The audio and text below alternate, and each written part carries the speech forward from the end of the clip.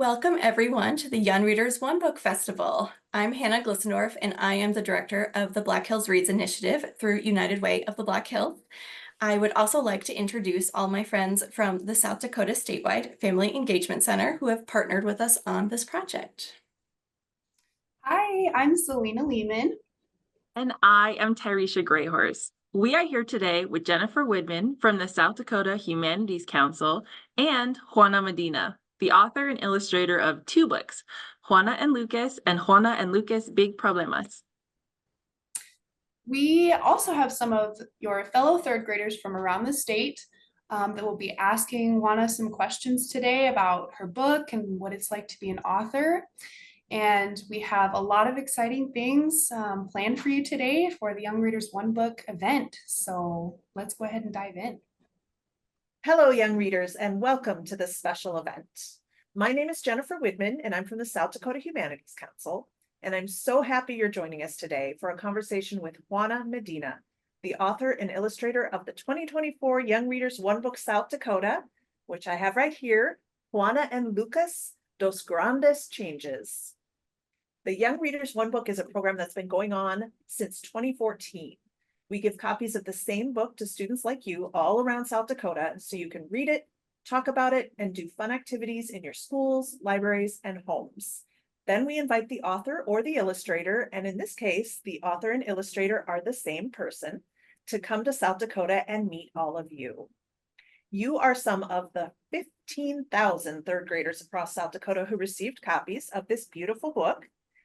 And we were able to share the books with you because of some very generous friends who helped us pay to publish and distribute them. You will find their logos on your book. They include Valley Queen Cheese, the Larson Family Foundation, First Bank and Trust, and the Northern Hills Federal Credit Union. We also depend on the National Endowment for the Humanities and on many, many donors around the state and country who just want to support reading. I am so thankful to these sponsors for helping us to get these books into your hands. Finally, I'm especially excited for all of you to meet the author. Juana Medina was born and raised in Bogota, Colombia, and now lives in Northern Virginia, two places that are pretty far from South Dakota. She has written and illustrated many children's books, including the chapter book series Juana and Lucas, winner of the prestigious Pura Belpre Award and 2 International Latino Book Awards. Juana's passion for storytelling has led her to work on exciting projects ranging from illustration and animation to interactive design with numerous clients, including many book publishers, the Library of Congress, and PBS. She teaches at George Mason University School of Art, and she especially enjoys visiting schools and libraries around the country, encouraging children, like all of you, to read and find power in their own personal stories. Please join me in welcoming Juana Medina. Jennifer, thank you so much for such a lovely introduction. I'm so excited to be here today with all of you in South Dakota, even while I'm in Virginia. I'm grateful for this invitation and for the ability to be able to share not just one, but 2 books. So here we have Juana and Lucas, and let me share with you. Here's the cover for Juana and Lucas.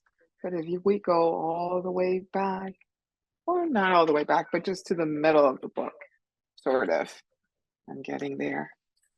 You can also see Juana and Lucas Big Problemas. So there's 2 books in one.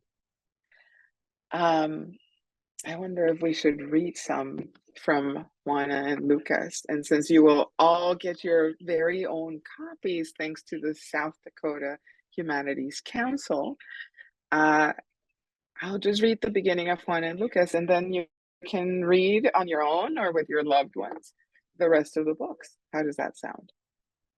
Onward. Let's start with Juana and Lucas. Chapter 1. My name is Juana. It is spelled Juana, and it's pronounced Juana. And here I am, and here's my best friend, Lucas. I'll tell you more about Lucas in a minute. Things I like are drawing, sometimes on paper, and sometimes on other surfaces. Do any of you like to draw? I'm sure I'm in good company with a lot of artists. Just make sure that you draw what you're supposed to. Don't get in trouble. Astroman. Astroman needs no rockets to fly in space. His intergalactic suit lets him, I'm sorry, I got lost. His intergalactic suit and shiny helmet cover all of him and let him glide from galaxy to galaxy faster than I can say Jupiter. How fast can you say Jupiter? Take a minute. Yeah, that's very fast. He knows all the constellations from A to Z and can redirect a comet by simply blowing on it, as if it were a candle flame on a cupcake. No one else can do that. And here you can see Astroman flying through space. My favorite food of all foods, more than cheese and chocolate and ice cream, but not all together, is Brussels sprouts. Do any of you like Brussels sprouts? There might be a few hands here and there. I understand if you don't like Brussels sprouts. It's sort of an acquired taste. In Bogota, Brussels sprouts are called repollitas. Can you say repollitas? I'm sure you can. Rolling those R's can be a little bit hard. The world has many cities, but Bogota is where I am, and where school is, and where Mami and my abuelos and Lucas are, and where I play with Eric and Daniel, and where I get into trouble with Juli. Bogota, Colombia, in South America, is the city that is closest to my heart. We all have places that are close to our hearts. They can be cities, they can be someone's home, they can be someone's heart. Maybe a grandmother or an aunt or a dear friend or a teacher. Maybe school is a wonderful place for some of you or all of you. I love Bogota, love it. And here's why. Bogota has more neighborhoods than I can count. There's a financial district, a flower district, galleries, houses, little coffee shops, bookstores. It just never stops. There are lots of parks in Bogota too. The ciclovia is a never-ending route of bike lanes all across the city. I'm still learning how to ride a bike, so I haven't been able to go on every bit of bike lane across the city. It would take me ages to do it, but I like the idea of pedaling through town. And I'll show you a tiny detail right here that lets us know that Juana, the character, is still learning how to ride a bike. You might have noticed right here that there are some training wheels. So sometimes when we read, we can read letters and words, and sometimes we read pictures and they give us clues into what is being said. There are many things we can read. During the day, the weather is mild, as if it is eternally springtime. Then the night comes and the ground turns freezing cold. So everyone always keeps a pair of slippers by their bed.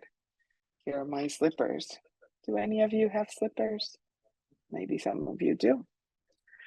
There are many trees, mostly old and almost as tall as buildings. In the daytime, they give shade from the incredibly strong sun. At night, when illuminated from below by the streetlights, they make shadows of all shapes and sizes. In Bogota, Colombia, everyone speaks Espanol.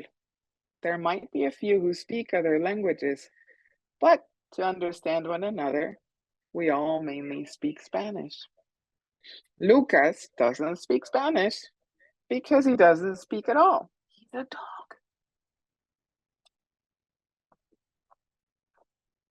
At bedtime, chances are you'll find me in bed with a book, or dos, or tres.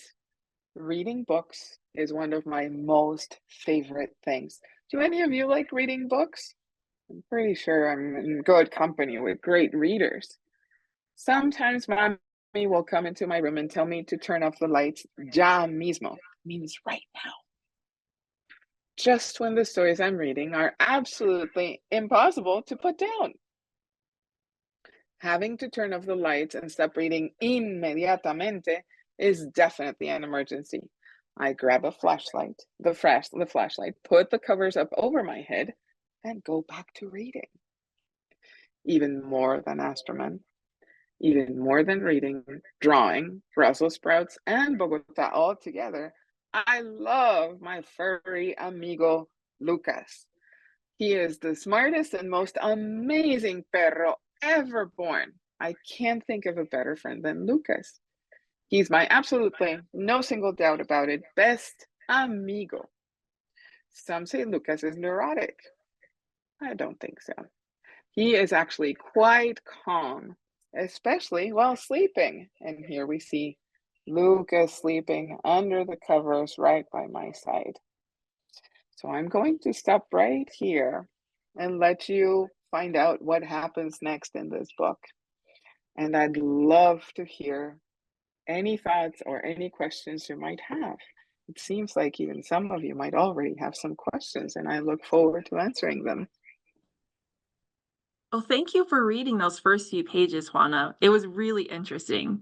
Let's take some time to learn a little bit more about our author and illustrator and give you all watching the opportunity to turn and talk with each other. Let's watch this question from a third grader, Hank, and listen to Juana's answer. Hi, Juana. My name is Hank from South Park Elementary in Bellefouche. When did you first realize you wanted to be an author illustrator? Hank, thank you so much for your question. It's such a good question to ask. I, for the longest time, didn't think I would be an artist or an illustrator or an author. There were plenty of people in my family that drew and people that loved stories. And I just thought that was something that we could all do. And it wasn't until I was a grown up and I started hearing other people say, "Oh, I can't draw," that I just felt like, what do you mean you can't draw? Do you need paper in order to draw? I can give you my crayons if you want to draw. And then realizing that not everyone is able to draw. And I also found that I'm not that great at singing, or I'm not that great at running, for example. So we all have strengths. And in my case, it happened to be that I loved telling stories and I happened to be good at it. And if I worked some more, then I could become even better.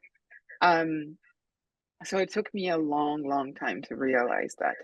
But with time and studying and reading a lot, I was able to recognize that I could come up with different ways of telling stories. And that was a very interesting thing to me. I wonder if through your question, we could draw a little bit. How does that sound?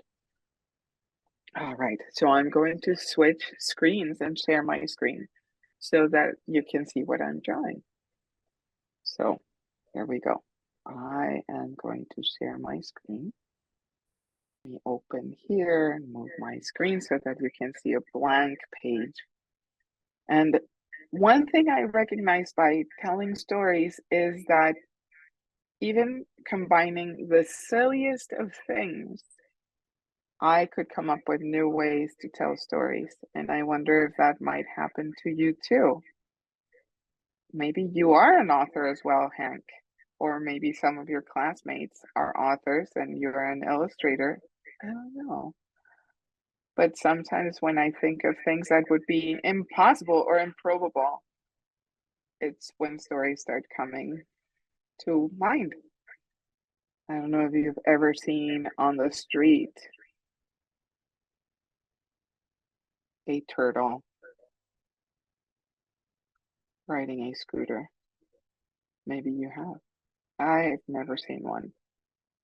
But sometimes by doing things and using my imagination in a way that feels new to me, I'm able to think of stories. And maybe by seeing this drawing, I can think, well, where could this little turtle be going to? Is he going to meet his friends? Or is he running an errand? And if so, what kind of errand is it? Or where is he going to meet his friends? Maybe they are all getting ice cream. So then I can think of more details about it. Maybe we can give him a t-shirt. And maybe we can draw here an ice cream shop. And draw some of his friends ready to join him to eat ice cream. Now, who could be at the shop? Maybe a shark owns the ice cream shop with all his big teeth. And here he is giving ice cream to somebody. And maybe let's think of who could be receiving that ice cream. It could be a little fish in a bowl.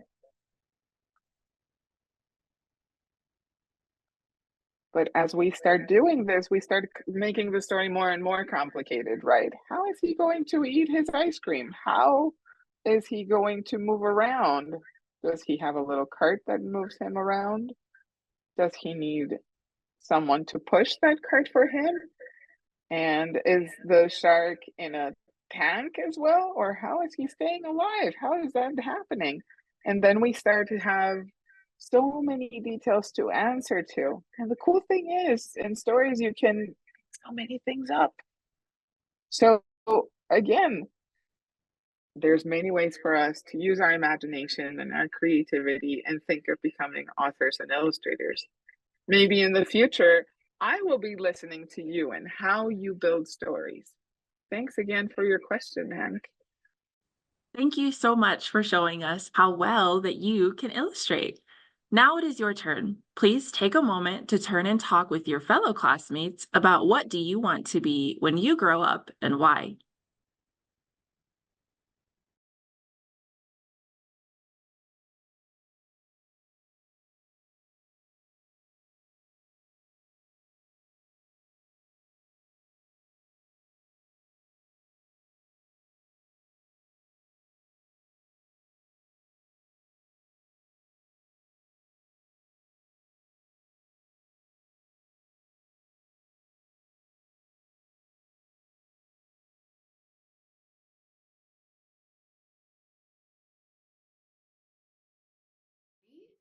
And now we have another question from a different third grader. This third grader's name is Matthias, and let's hear from him. Hi, Juana. My name is Matthias from Custer Elementary School. Are the characters in your story based off of real people? Is Lucas a real dog? Can you tell us about them? Matthias, what a wonderful question. Thank you so much for asking it. Yes, many of the characters within the books are based on real people that I had the fortune of growing up with. So my mom is very real, even though I changed some details.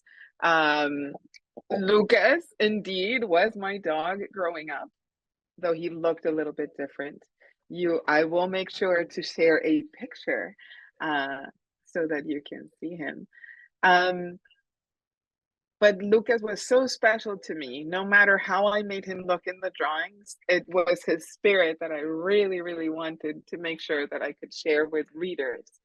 I miss him every day. If he was still alive, he would be in dog years, like 400 and some years old, which is a really long life.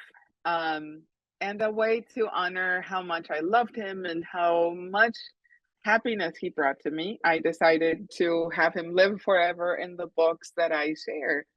Now I have a dog named Rosita or Rosie, depending who's calling her. And she takes very long naps while I work, which I appreciate. But yeah, many of the characters are real. What about maybe drawing some of the characters? How does that sound? All right, let's try it out. Let me again share my screen.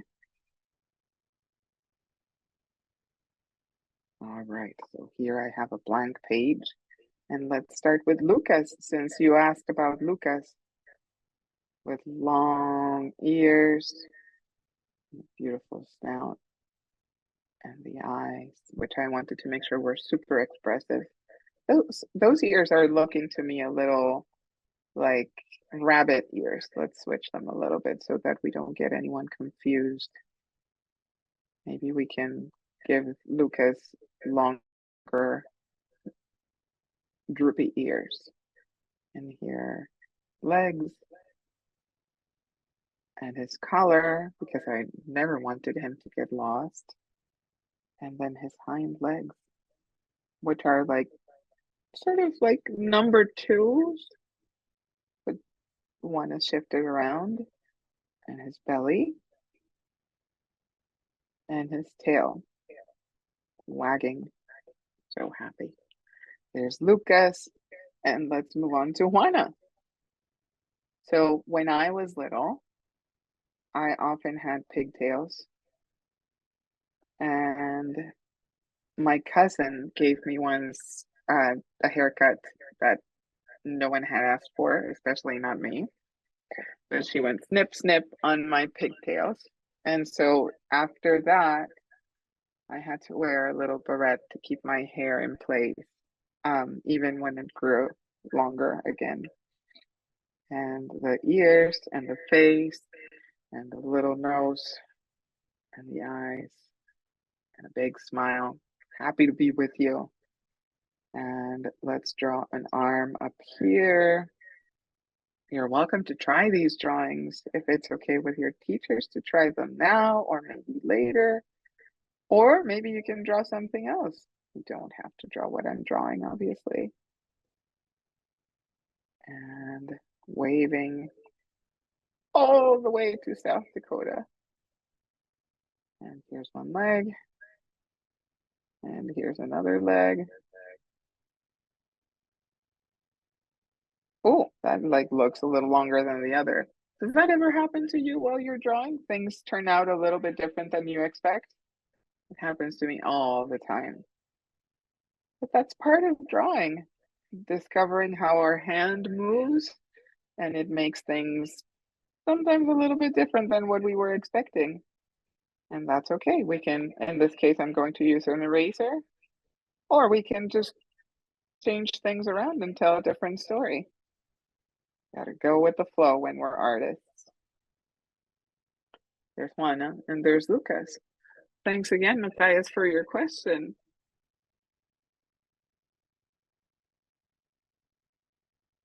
Thank you, Juana, for showing us how you draw your characters in real time. That was one of the coolest things I've ever got to experience.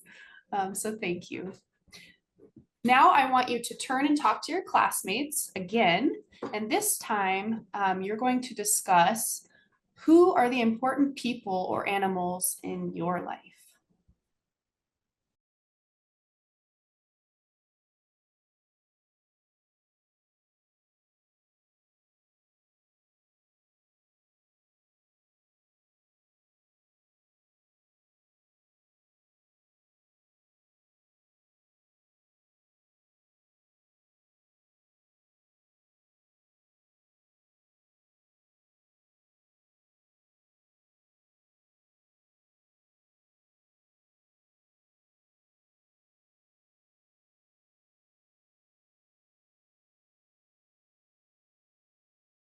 I hope you guys were able to have some wonderful conversations.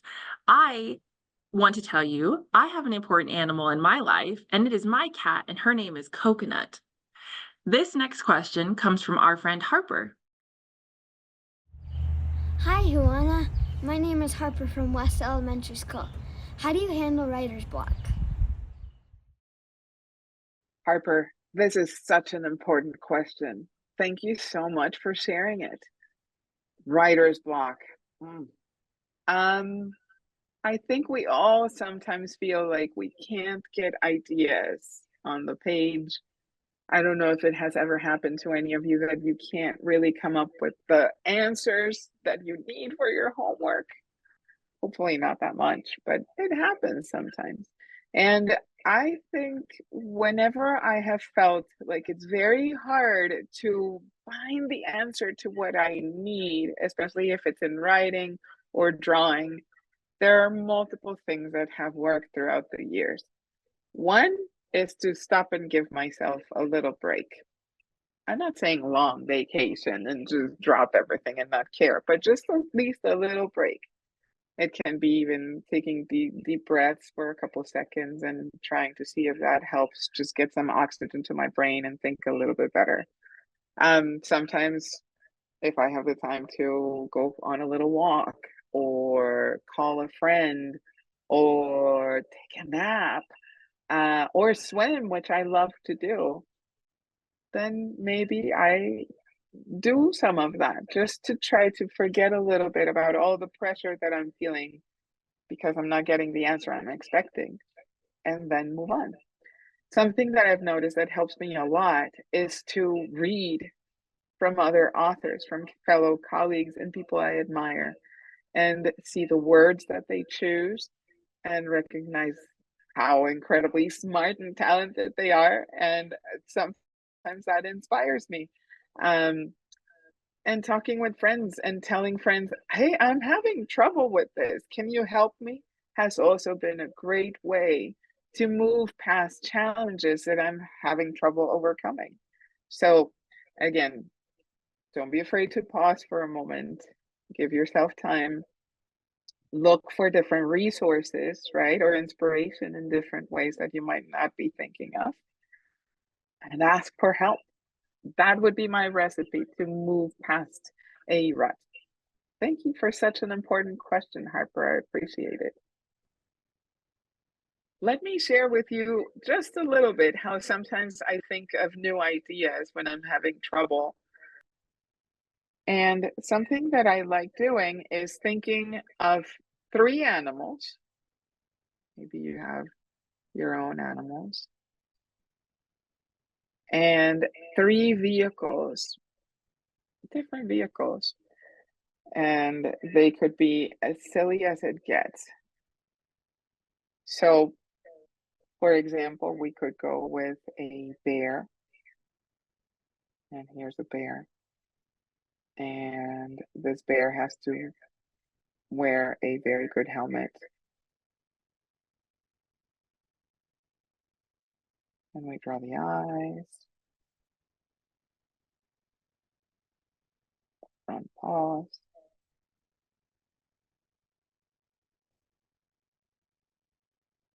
And the rest of the face, of course. And maybe we can give this bear a vest. There's the bear's little tail and hind legs. And we can give him a different kind of scooter since we already drew a turtle on a scooter, right?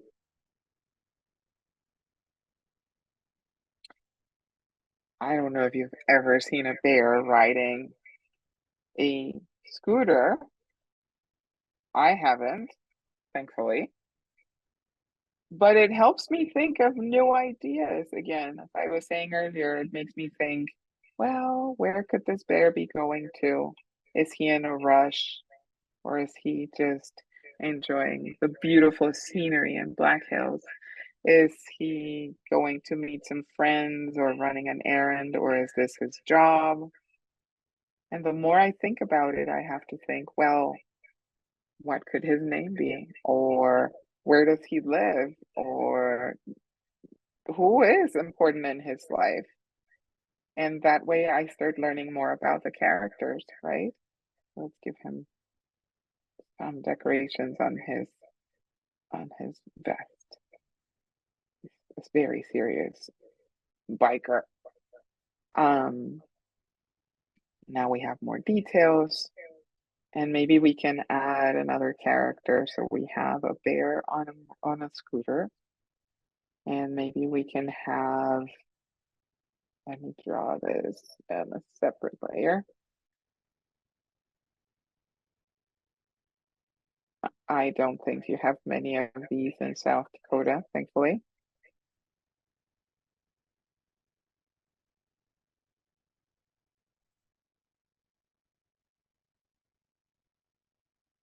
big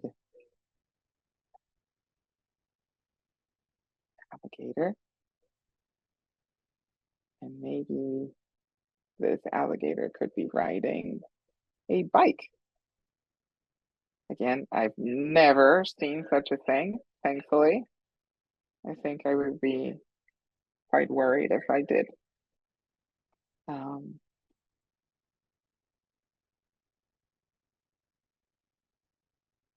Let's place a leg right here.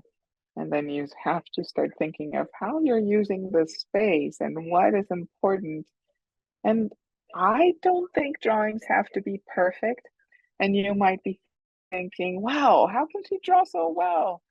I'll tell you something. I've been drawing since I was very, very young and I didn't give up. I've met many grown-ups that stopped drawing and started doing other things. But I never stopped drawing, and I've been practicing and practicing drawing for such a long time that it helps.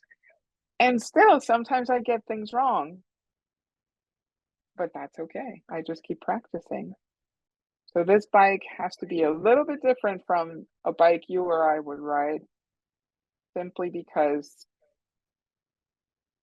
alligators are built differently from humans, right? But let's try to keep the bike recognizable enough so that we can tell it is a bike. Even if it is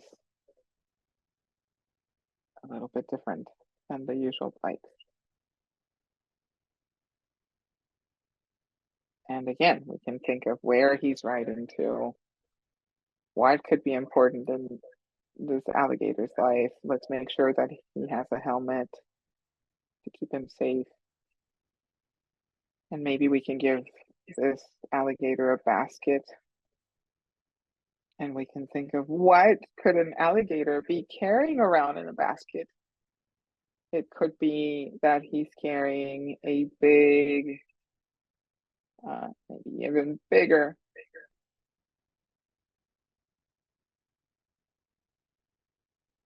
big flotation device. Maybe this alligator is very scared of water. He prefers bikes. And then there's a story for us to tell there to find all the details of why is he scared of water? An alligator scared of water. What would lead him to that? Will he be able to overcome his fear of water? Maybe you can write your own story and tell me what is going on with this alligator. I'd love to hear that. And maybe he's riding to some swim lessons or somewhere else. I don't know. We could find out. So I'm going to make him a little bit smaller. And we're going to make one third creature right here. Maybe we can make this alligator even a little bit smaller so that we have more space.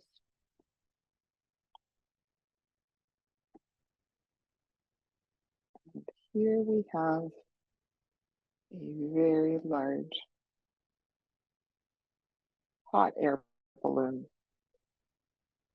which is also a vehicle. And it has a basket. And while I'm drawing this hot air balloon, I'm thinking, who could be riding this hot air balloon? And maybe it could be something that we expect and something totally unexpected. Like, for example, I'm going to erase this here to give room to our teeny tiny creature. Maybe it's not that teeny tiny. But instead a very, very big elephant with some glasses. Maybe they are sunglasses. And we draw, maybe we can draw here. Let me erase a little bit.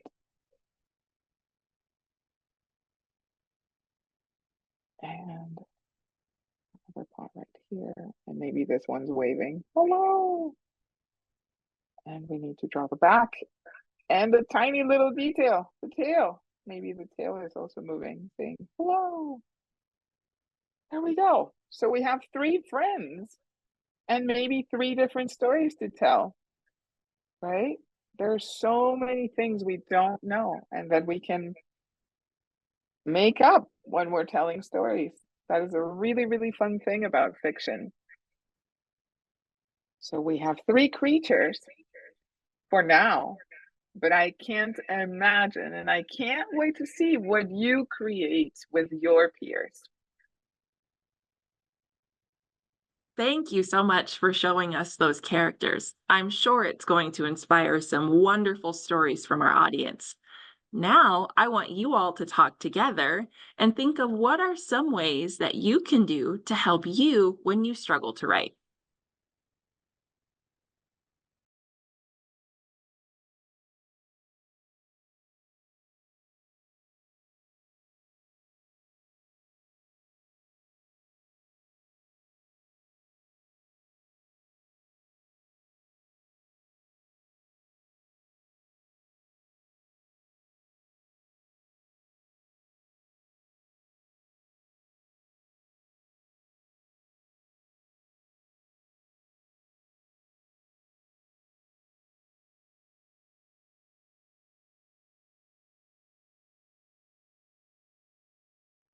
We had some really wonderful questions come from students across South Dakota. So thank you so much to Juana for providing some really great insights.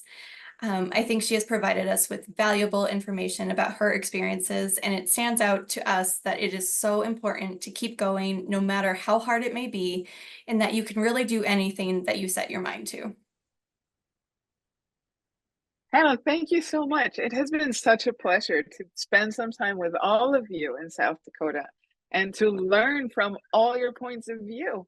I can't wait to see what you all create. And as Hannah mentioned, we all can do great things if we set our minds to it. If you attend school in Black Hills, please stay on past the credits for a special announcement. So just make sure to stay plugged in.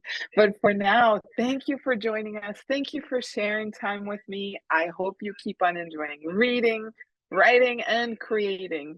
I can't wait to meet with all of you again. Thank you so much.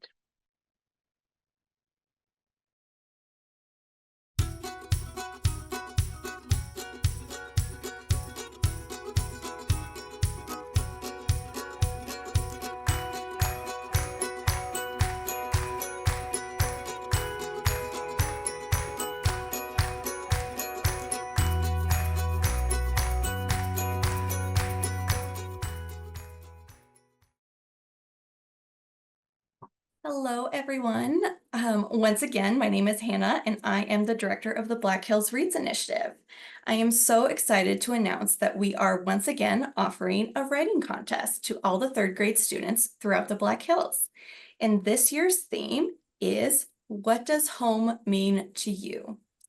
More information about this contest is going to be coming out soon, but in the meantime, sharpen your pencils and get ready to let your imagination fly. We really can't wait to read what you come up with. Thanks so much again for watching. Bye.